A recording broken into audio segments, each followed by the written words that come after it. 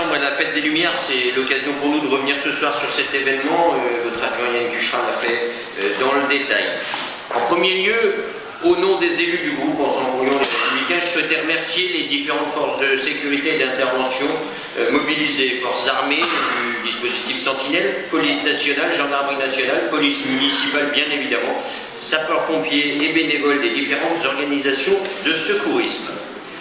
Leur investissement et leur abnégation est à mettre en rapport avec la tentative de vous approprier de façon plus ou moins habile les mérites de leur action.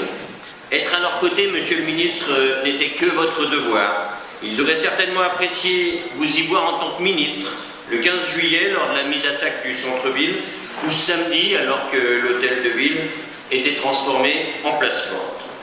Nous ne pouvons à notre tour, monsieur le ministre, que vous inviter à faire parfois un peu preuve d'humilité. Revenons à la fête des Lumières en elle-même. Comme chaque fois, certaines installations ont plu, d'autres moins. Vous avez voulu en faire un événement touristique et c'est aujourd'hui le cas. Si les contreparties financières et commerciales de cet afflux touristique sont à souligner, nous ne pouvons que regretter deux choses. D'une part, une perte de sens de cette fête pour les Lyonnais, et deuxièmement, un sentiment de mise à l'écart des Lyonnaises et des Lyonnais. Vous avez cette année notamment fait une campagne d'affichage pour inciter les Lyonnais à mettre des lumignons à leurs fenêtres le 8 décembre. Nous n'avons pu malheureusement que constater que des rues entières sont quasiment sans lumignons.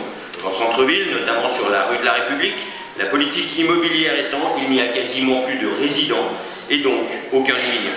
C'est pourtant une artère centrale, large, majeure de la fête des Lumières. Autre phénomène qui s'amplifie, et on l'a vu dans plusieurs articles de presse, beaucoup de nos concitoyens du centre-ville préfèrent aujourd'hui prendre la poudre d'escampette pendant cette période d'affluence, estimant qu'ils n'ont plus leur place dans le centre-ville. Nous savons qu'il est très difficile de concilier les intérêts de tous, mais nous pensons que nous devons nous interroger aujourd'hui sur le sens réel du 8 décembre et de la fête des Lumières, et réfléchir à la façon de faire vivre cet événement historique au sein de notre cité. Je vous remercie.